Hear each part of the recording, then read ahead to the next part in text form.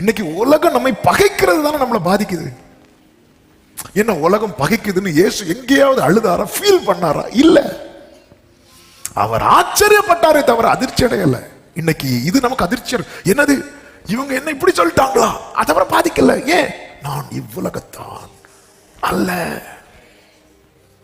அது அவரை பாதிக்கல.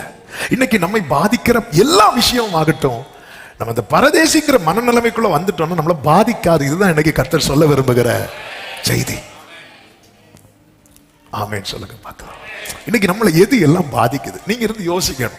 இன்னைக்கு காலையில இருந்து மெடிடேட் பண்ணும்போது அதுதான் அப்படிதான் நம்ம உடனே நம்ம லைஃப்ல வச்சு இது நம்மளை எதெல்லாம் பாதிக்குது. இப்போ இந்த இந்த இந்த இந்த பரதேசிங்கிற கண்ணாடியை போட்டு பார்த்ததுக்கு அப்புறம் இதெல்லாம் நம்மளை பாதிக்கிறதுக்கு காரணமே என்ன அப்படின்னா, நம்ம இன்னும் அந்த மறுநிலைமைக்குள்ள வரவில்லை.